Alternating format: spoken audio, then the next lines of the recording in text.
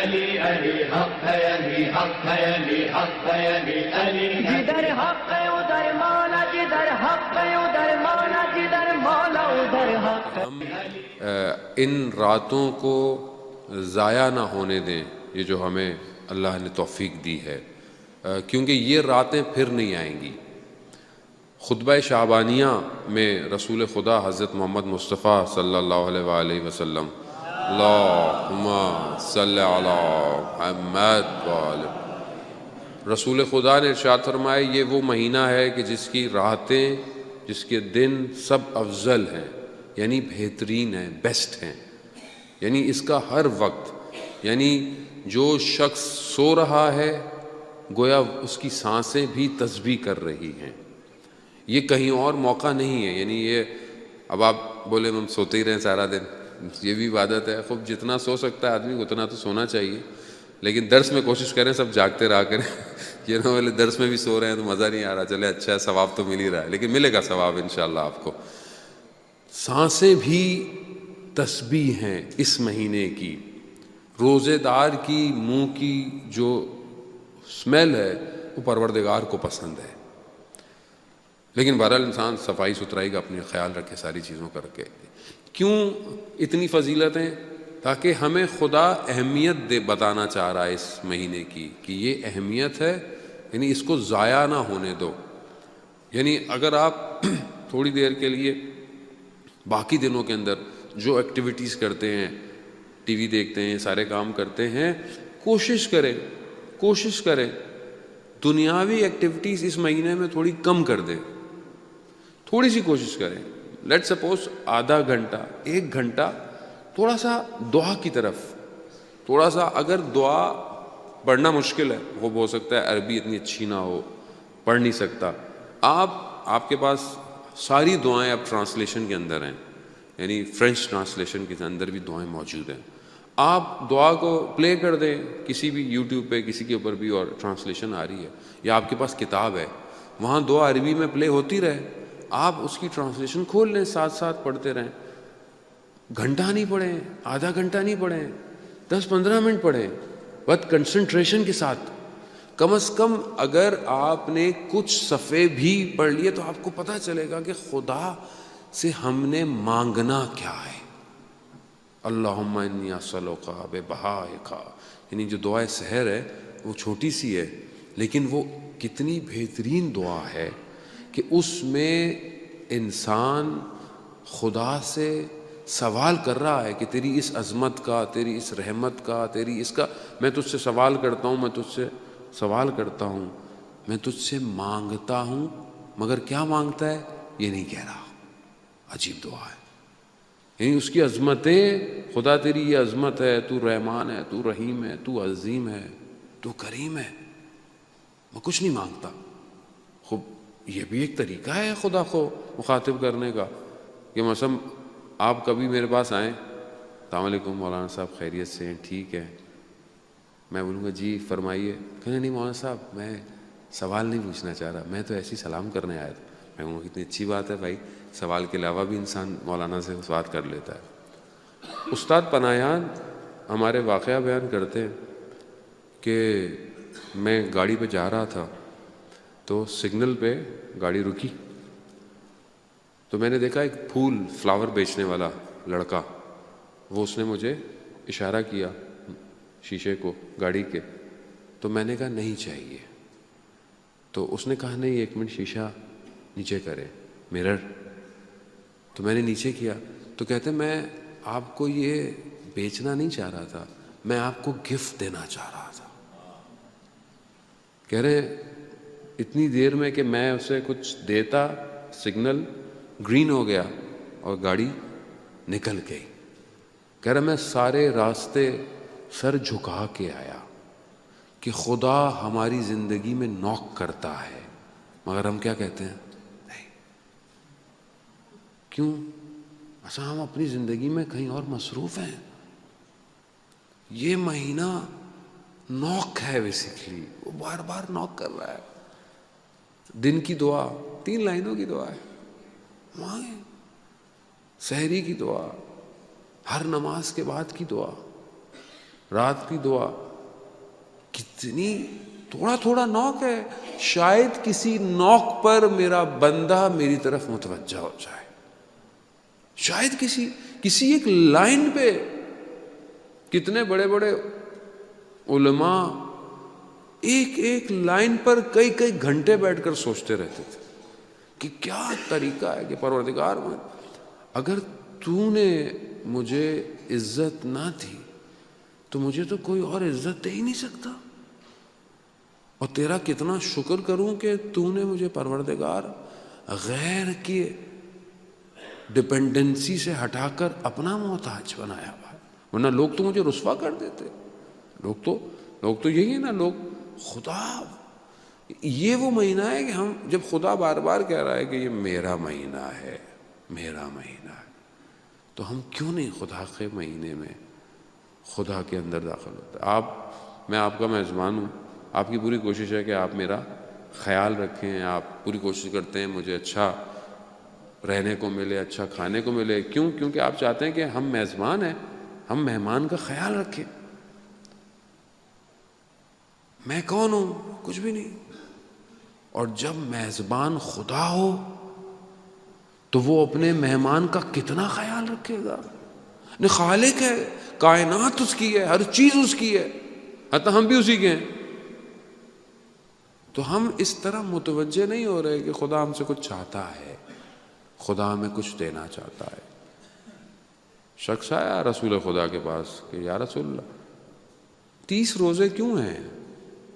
30 روزے کیوں ہیں؟ مطلب کم ہو جاتے، 10 ہوتے، 15 ہو جاتے، 30. تو رسول خدا نے بیان فرماتے ہیں کہ جب حضرت آدم نے وہ جو گندم کھائی تھی، اس گندم کے اثر کو ختم ہونے میں 30 دن لگے.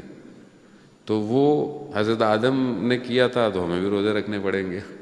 تو ایک ریزن اس کی یہ ہے کہ ہم، کیونکہ ظاہر ہے حضرت آدم جو ہیں وہ ابو البشریت ہیں، یعنی سب کے والد ہیں، سب بشریت کے باپ ہیں، تو اسی لیے ہم کو اس وجہ سے ہمیں بھی یہ 30 روزے رکھنے ہیں. اب آپ کو بہت اعتراض ہو تو پھر آپ بولیں حضرت آدم گندم نہیں کھائی ہوتی تو ہم نے بھی نہیں رکھتے روزے شاید. تو اس سے ساری امتوں نے باقی بھی روزے رکھے. ماہ رمضان کی ایک اور فضیلت جو ہے وہ یہ ہے کہ جتنی بھی الہی کتابیں ہیں، بکس، تورات، انجیل، زبور، یہ سب ماہ رمضان میں نازل ہوئی ہیں.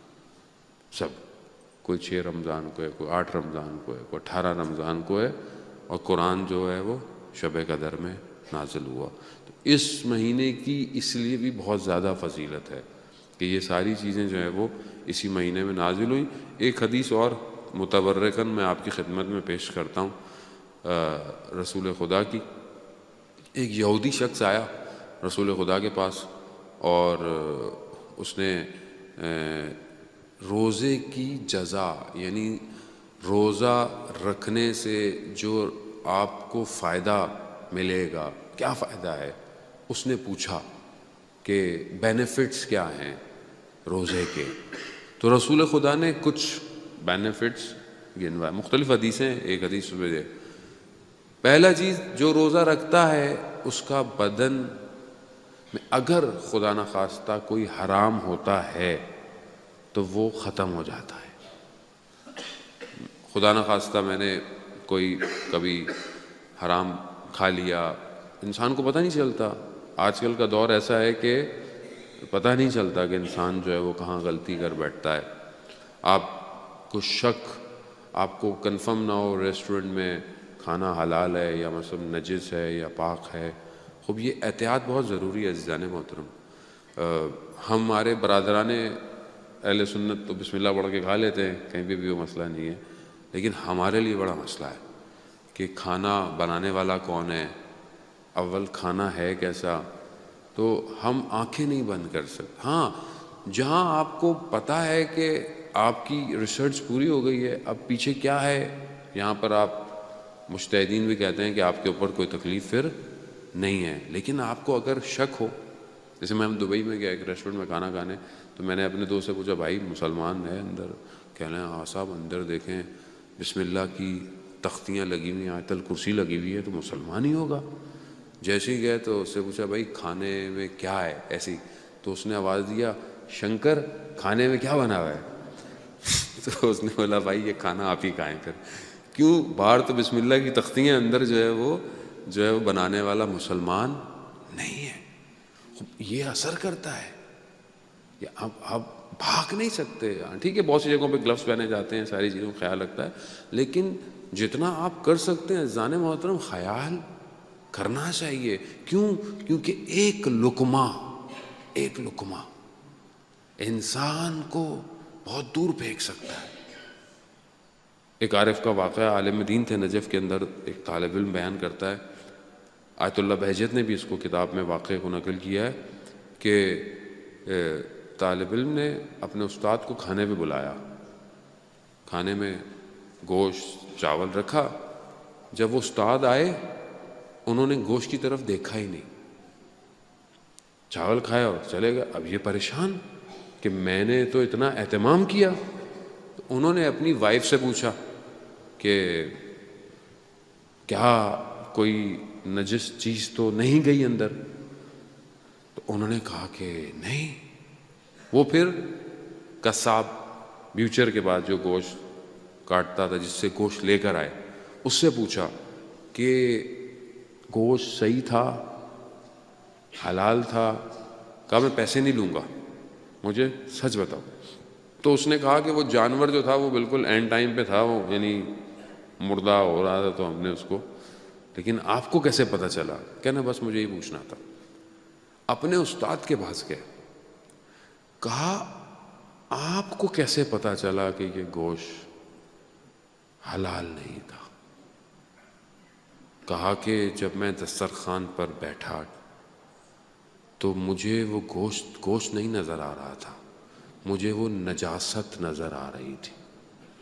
یعنی کیوں؟ کیونکہ آنکھیں قلب پاک ہے. میں تو اپنی بات کر رہا ہوں، آپ کو نہیں، آپ یقیناً پاک ہیں. یعنی ہمیں تو نظر نہیں آتا، مجھے نظر نہیں آتا، میں تو اس لیے. اب وہ جو ایک چیز انسان کے اندر جب جاتی ہے، ابھی بہت سارے لوگ کہتے ہیں ہمیں قرآن پڑھتے ہیں یا مثلا قرآن پڑھنے کی طرف دل نہیں چاہتا، قرآن کی دل نہیں چاہتا. یعنی اگر سٹوری پڑھا لیں، ناول پڑھا رہے ہیں بڑی دیر تک پڑھتے رہیں گے، فلم دکھا لیں 3 گھنٹے تک ہم یوں دیکھتے رہیں گے، ہلیں گے بھی نہیں.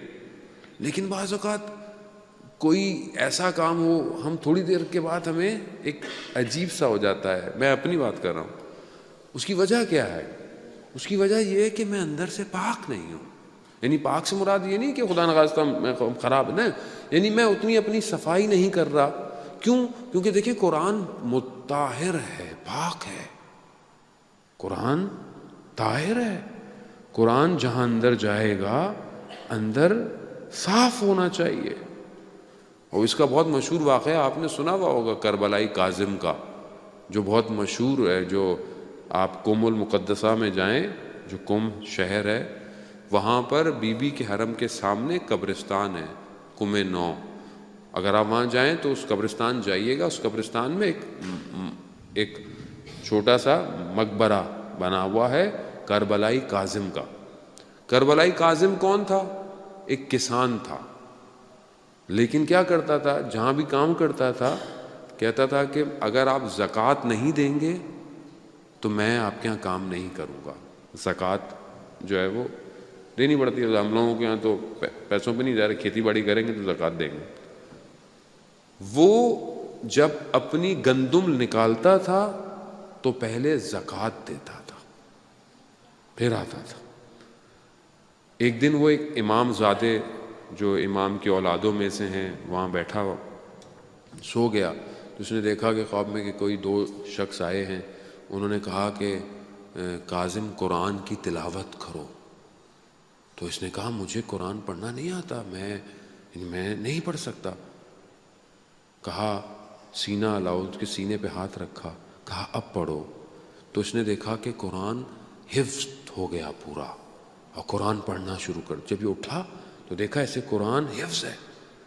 اب جب یہ وہاں جو مولانا تھے گاؤں میں وہاں گیا، ان کو سنایا. اس کو جانتے تھے، اس کو کچھ نہیں آتا، لیکن اس نے قرآن سنانا شروع کر دیا. وہ اس کو لے کر آیت اللہ بروجردی کے پاس گئے، جو اس زمانے میں بہت بڑے مجتہد تھے. وہاں گئے، انہوں نے سنا. دیکھو اس کو قرآن. پھر انہوں نے اس کو کتاب دی, ایک عربک میں کتاب کہ جس میں عربک لکھی ہوئی ہے اور قرآن کی آیتیں بھی لکھی ہوئی ہیں لیکن پتہ نہیں ہے. اس میں کہا اچھا اس میں سے پڑھ کے دکھاؤ. اس میں سے جو صرف قرآن کی آیت تھی یہ وہ پڑھتا تھا. تو اس نے بولا تمہیں پتہ کیسے چل رہا ہے کہ یہ قرآن کی آیت ہے؟ باقی کہتا ہے جہاں قرآن ہے وہاں مجھے نور کی طرح روشنی نظر آتی ہے. ایک دن کسی نے کھانے پہ بلایا, کھانے پہ گئے, کھانے سے واپس آئے تو دیکھا حفظ جو قرآن یاد تھا میموری میں وہ بھول رہے ہیں. جو شخص کھانے پہ لے کے گیا اس سے پوچھا یہ جس کے یہاں کھانے پہ لے کے گئے تھے یہ شخص کے پیسوں میں کوئی مسئلہ تو نہیں تھا؟ تو کہا ہاں وہ خمس نہیں دیتا. تو انہوں نے وامٹ کیا سارا کھانا. عزیزان محترم, خمس اگر آپ انشاءاللہ کے سب دیتے ہیں, خمس نہ دینا یعنی اپنے مال میں آگ رکھنا ہے. اور اسٹریسفل نہیں ہوتا. بعض لوگ کہتے ہیں اتنا ڈرا دیتے ہیں کیسے دیں گے نا, خوب 10 یورو بھی بچتے ہیں سال میں تو 2 یورو خمس, اور اس سے کیا فرق پڑتا ہے جتنا بھی دیں. مال پاک ہونا چاہیے. جب میں ان چیزوں کا خیال رکھوں گا تو آپ کو قرآن پڑھنے میں لذت ملے گی نہیں ملے گی؟ ملے گی. تو پہلا فائدہ روزہ کیا کرتا ہے؟ اگر خدا نہ خواستہ اندر گناہ ہے تو یہ دھل جائے گا بدن سے. ادھر حق ہے ادھر مولا, جدھر حق ہے ادھر مولا, جدھر مولا ادھر حق ہے. علی علی حق ہے, علی حق ہے, علی حق ہے, علی علی. جدھر حق ہے ادھر مولا, جدھر حق ہے ادھر مولا, جدھر مولا ادھر حق ہے.